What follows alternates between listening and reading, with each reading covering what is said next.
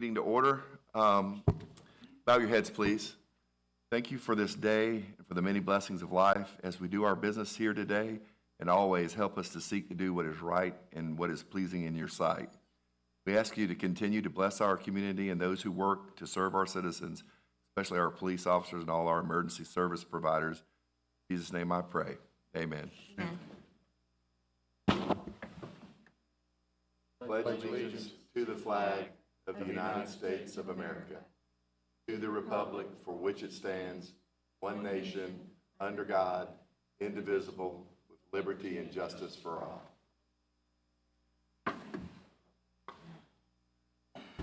All right, we have a full quorum. Everybody look at the previous meeting minutes. To approve. Second. So moved. Approval of the agenda. Ready for your approval, Mr. Chairman. Okay, we'll go right into, we have no presentations. We'll go right into the business, new business. Mr. Johnson. Yes, sir. First item for your consideration is a reclassification. This is for the Visitor Center Coordinator position. The position was 35 hours a week. CBB is asking that it be moved to 40 hours per week, and also adding a vehicle allowance, the lowest, the vehicle A allowance. See the entry salary for that and the allowance. Staff recommends approval. Move to consent. Second. So moved. Mr. Kennedy. Oh, excuse me. One more. Either one. I mean, I could take it. All right. I could take this one. This is vehicle purchase from Wade Ford. This is to replace Sheriff's Office total vehicles. We worked with the state contract to get quotes on these Ford Explorers. You have the spreadsheet attached. We worked with the Sheriff's Office and worked with the vendor. And as you can see, the total amount is listed. Let me find that quick. There we go. Yep, 305,220. Haven't we approved these before, or is it? Not these. These are different. Second. So moved. Now, Mr. Kennedy. Mr. Granado, the EMA Director, will brief this next item. John? Good morning, everyone. Morning. Good morning. What you have before you this morning for a new disaster mitigation services contract. We intend to use this like we do debris monitoring and debris removal, only activate it. And the way it looks out of Helene and side, that if we have any kind of a project, like the brick grant, that kind of advice and that kind of guidance that we can act. Not going to cost us any money up front, only when staff recommends approval. Okay. Move consent. Second. So moved. All right, community services. Me, thank you. Good morning.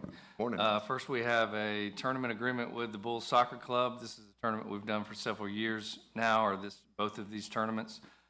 This is to host one in August and January at all of our facilities throughout the county. We average over 200 teams between the two tournaments, with a significant economic impact of over $600,000. These tournaments do fill up our Columbia County hotels. As such, we provide a host fee in the amount of $30,000 that we budget in hotel motel funds. And we have tiered that those funds this year to incentivize them to attract more teams outside of a 50-mile radius. So if they attract X amount of teams outside of a 50-mile radius, they'll get the full 30. Less than that, it kind of tiers down from that. So there's incentive for them to go out and recruit those teams. So staff recommends approval. Second. So moved. Next is animal service donations. Brian Clayson, $100. John Cropper, $100. Janice Duncan, $100. And George Bryan, $300. Staff recommends approval. Move to consent. Second. So moved. Next is a resolution 2520. This resolution accomplishes three things. Number one, it establishes the new Columbia County public library system. It officially withdraws Columbia County from the Greater Clarks Hill region. It establishes the new board for the Columbia County system consisting of 5 members to be named later, and it dissolves the Columbia County Library Advisory Board effective immediately. Staff recommends approval. Consent. Second. So move. Any legal matters? Okay, staff reports? Yes, I have the fire services financial report and run reports. I'd be glad to answer any questions.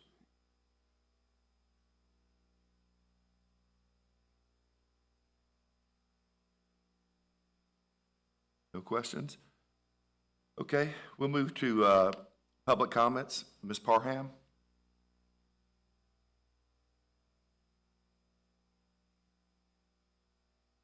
Morning.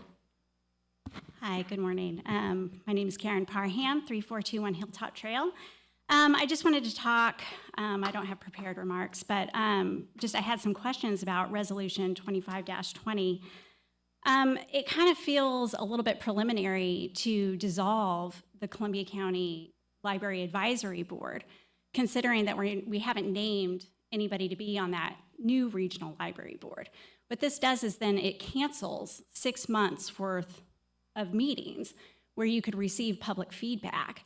In fact, I know July 8th, I know somebody who took off work to speak at July 8th. So are all those meetings now canceled after this is voted on? Yes, yes, that's correct. Okay, so what sort of mechanism are we going to have while we're creating this new regional system to get public feedback? Is it just at commissioner meetings? Right now, yeah. Okay. So that's, I guess I have to ask why we're doing that then. It just seems preliminary to take away that sort of mechanism for feedback. Other than that, I just want to make sure you know that just because you've dissolved that advisory board, it's not like my organization, it's not like anyone who's speaking out against the guidelines. We're not going to go anywhere. We're still going to be showing up. We're still going to show up. We're still going to speak out against it. That's all I really have to say. Thank you. Understand. Thank you. Okay, no executive session. I will adjourn this meeting.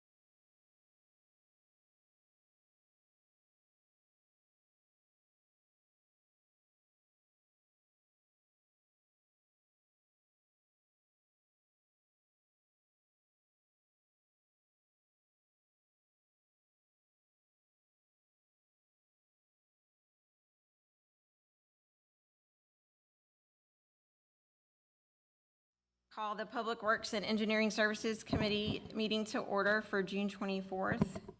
Having already given the invocation and pledge, we have a full quorum today with 3 members. Gentlemen, have you had the opportunity to review the minutes from the previous? Yes, I move to accept. Second. Have any changes to today's agenda? Ready for your approval, Madam Chair. Thank you. We'll move forward with it as is. Move directly into the debate agenda today, and we will begin with Mr. Schlachter. Thank you, Madam Chair. First item is Georgia Department of Transportation indemnification and hold harmless agreement. This is for our Pollard House renovation.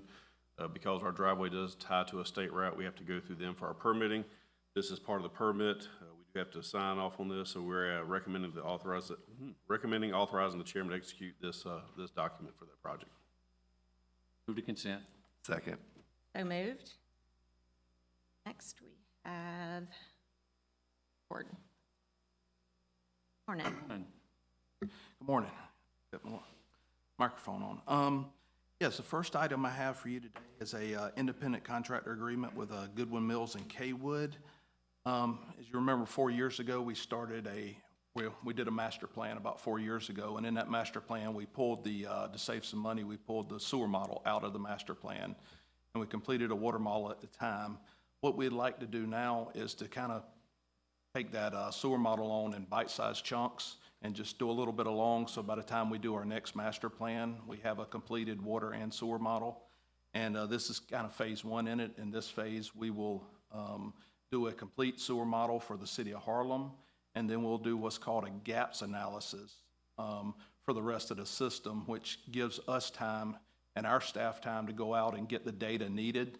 So Goodwin Mills and Kaywood will look at all the data that's needed in our system and analyze that, and we'll go out and get that data instead of having to hire that out and pay somebody. We think we can do that in-house to save some money. And so that's this project. We'll pay for it out of our engineering department, general operating fund, and it's $80,000, and staff recommends approval.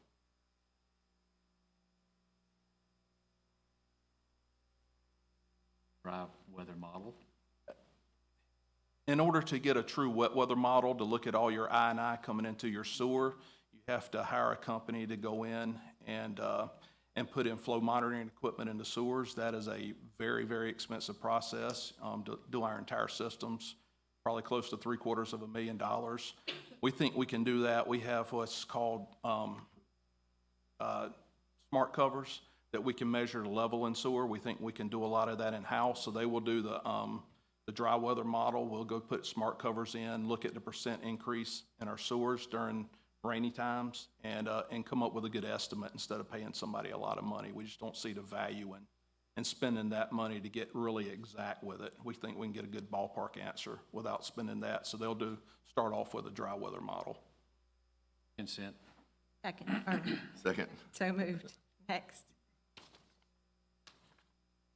All right, the second item is we bid on June 12th, we bid a water line cleaning project. This is phase one of that project to go ahead and install what's called pig launch and pig receiving stations. These will be permanent stations. We've designed it such that they're there forever now, so we can use them in the future.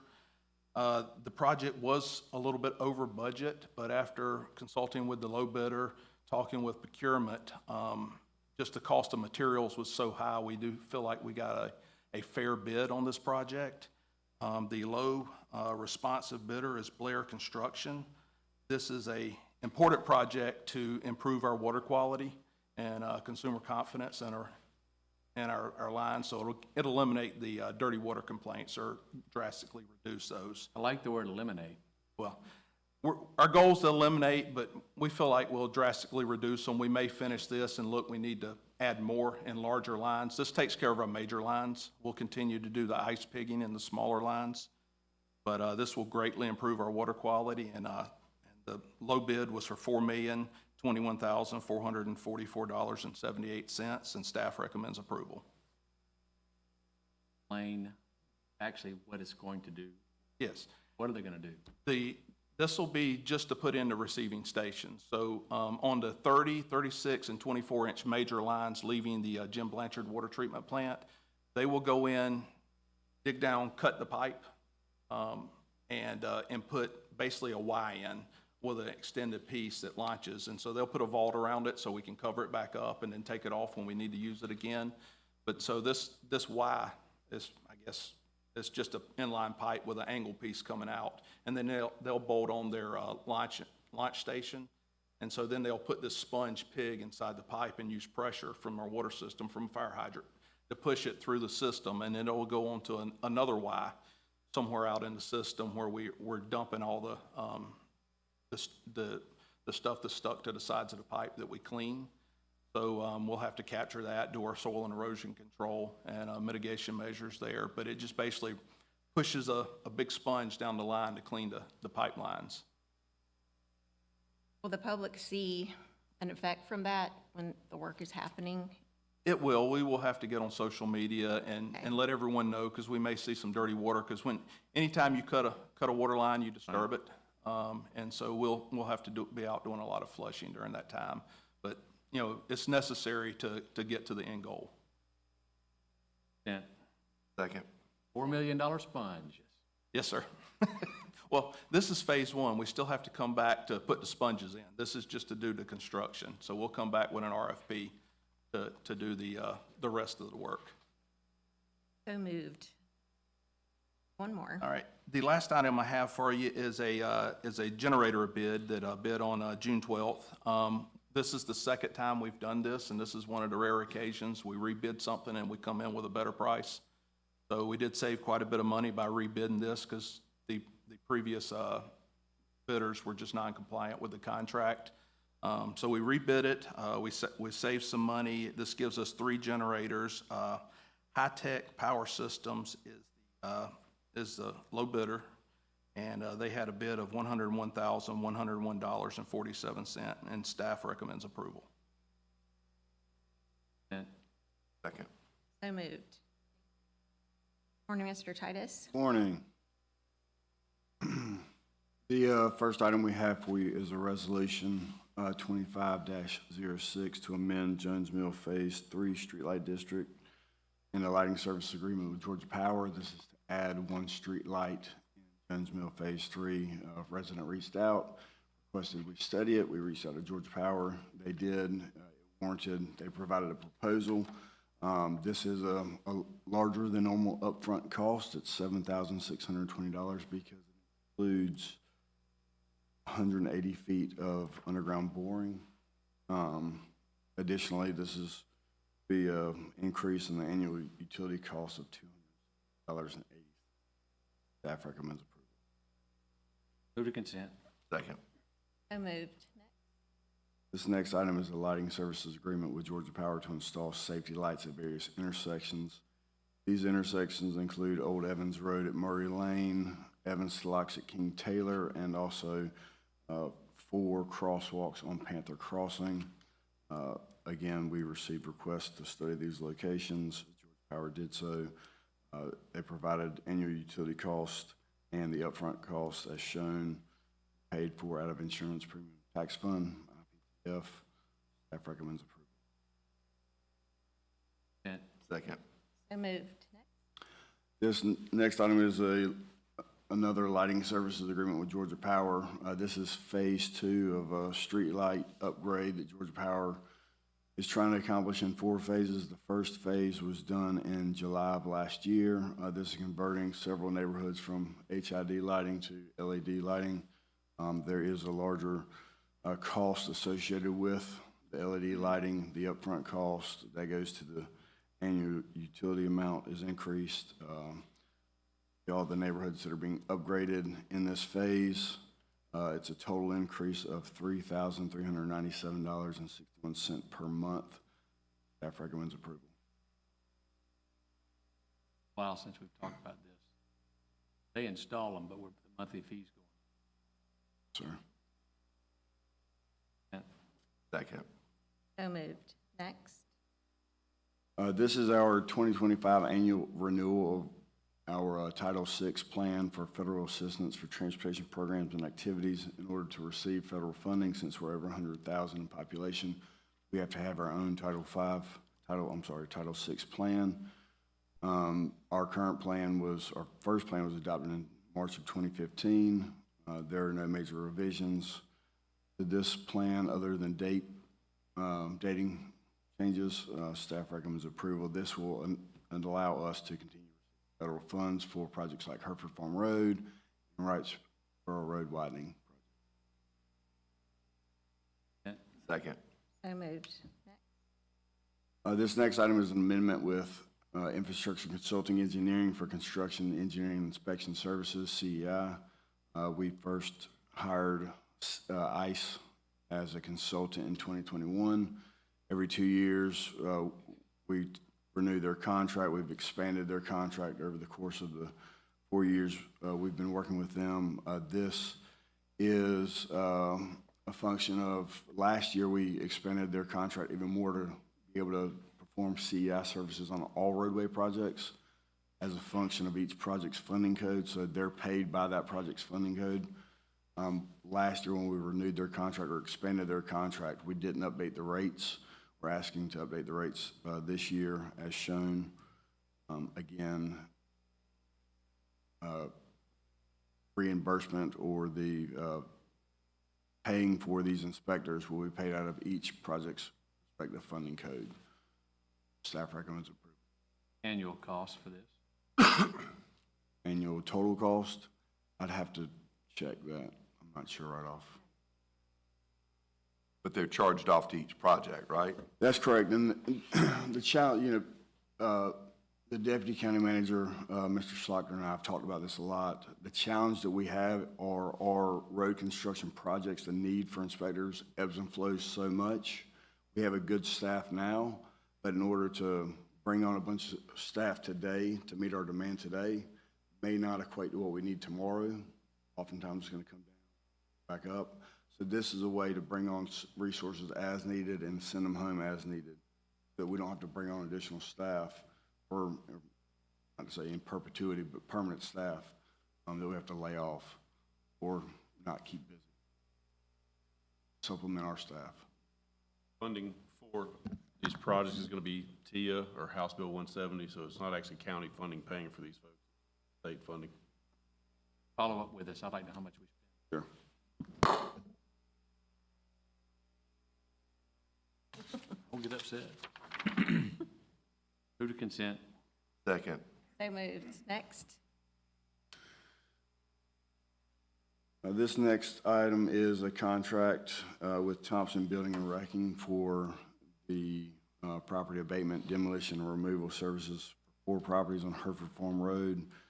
Total contract amount is $88,600 to be funded out of House Bill 170, part of the Hereford Farm Road widening project. Staff recommends approval.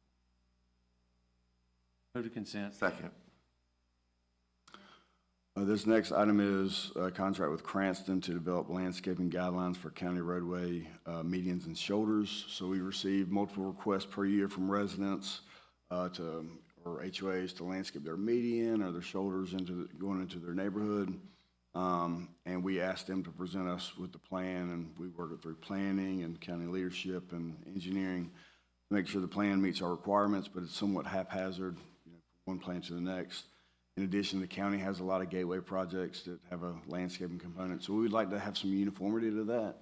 So we'd like to hire Cranston to develop some guidelines, pallet options, like from these 4 trees and these 10 shrubs and these annual flowers, whatever, to build some uniformity in what we do, but also to kind of give us some identity from a landscaping gateway standpoint.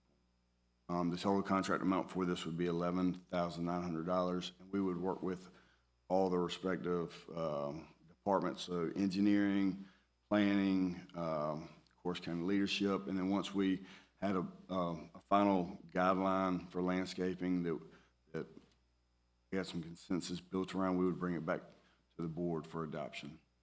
Could adopt it as an ordinance? As a guideline, basically a procedure, so the county, whenever an HOA reached out to us, we would say, your landscaping plan for your median in our right-of-way for your neighborhood needs to meet these guidelines. It won't be an ordinance. Policy, kind of like the street hump policy or projects access improvement policy, but we'd bring that back to y'all for policy in place. Hopefully we can use that to get some landscaping at exit 183. Don't know that Well, our sad. policy would be forced on the state, but we could absolutely take it from the state and do it ourselves. Move to consent. Second. So moved. Next. This next item is for a contract with Goodwin Mills and Kaywood for stream and wetland mitigation preliminary site assessment services. As you all know, we have several projects that have significant environmental impacts, and with those are often very significant mitigation fees that we have to go purchase mitigation credits, whether stream or wetland impact credits.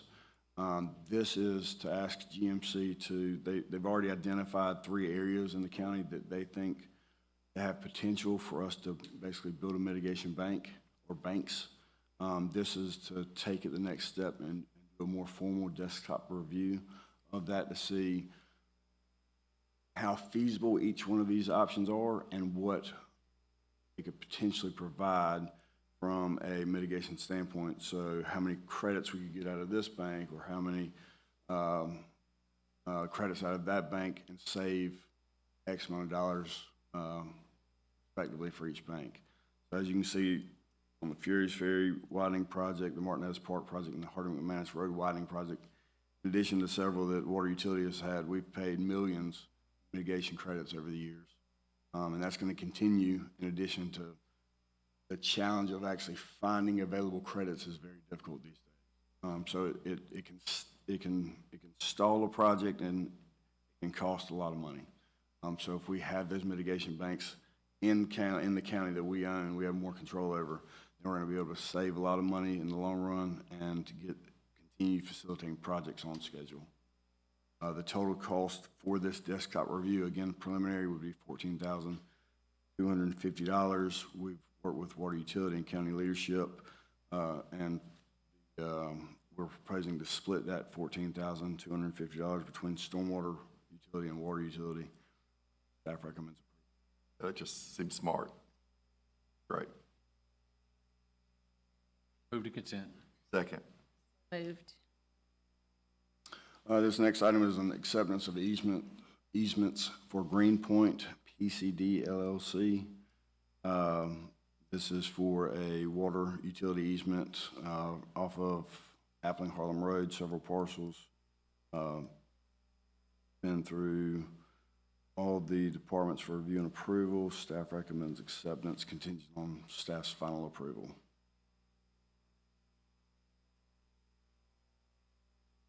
Move to consent. Second.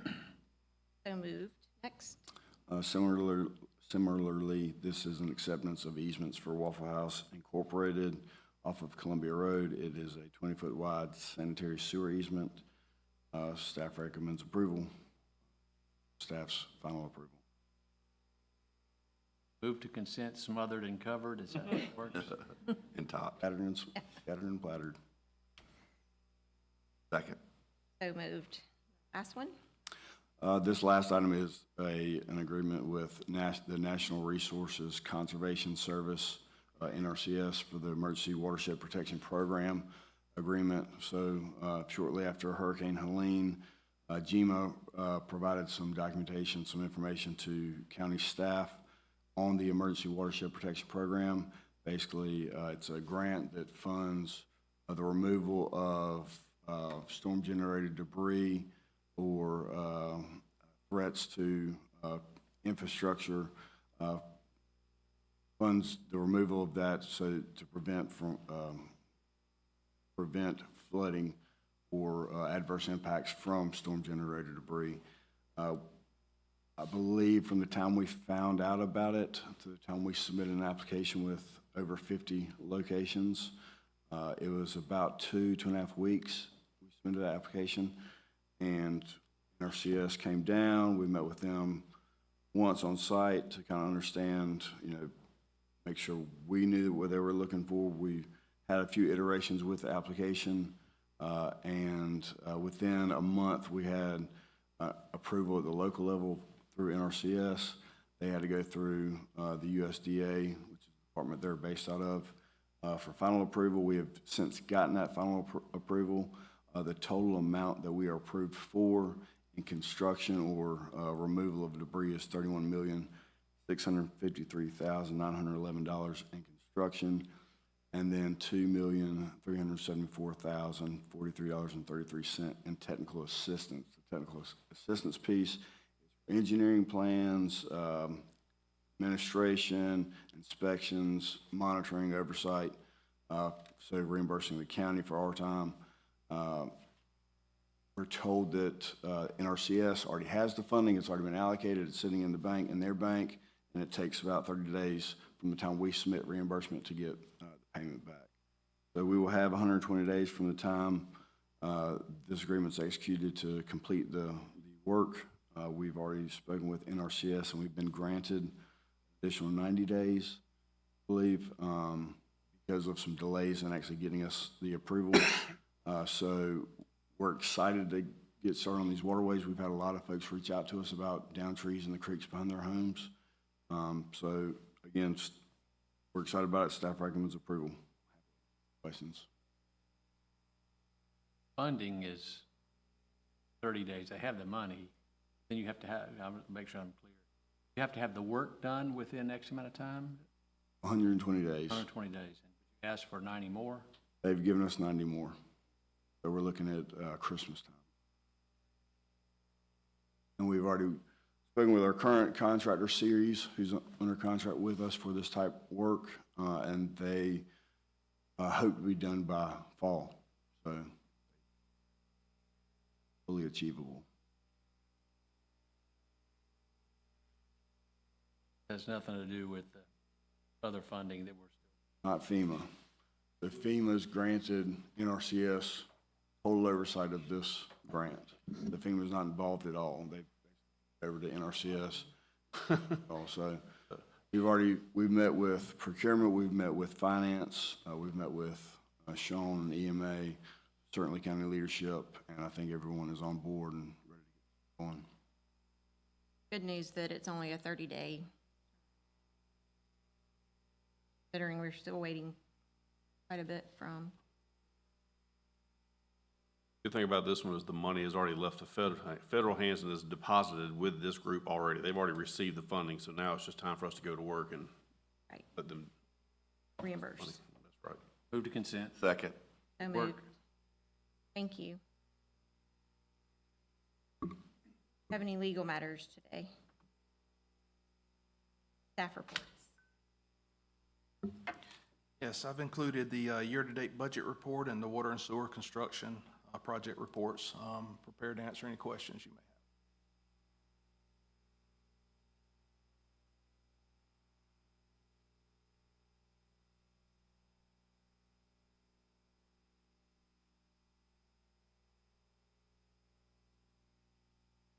have. Titus?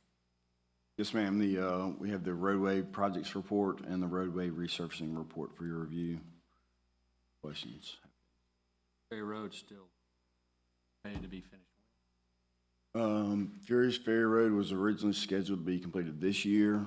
With weather delays, we're still looking at spring, summer of next year.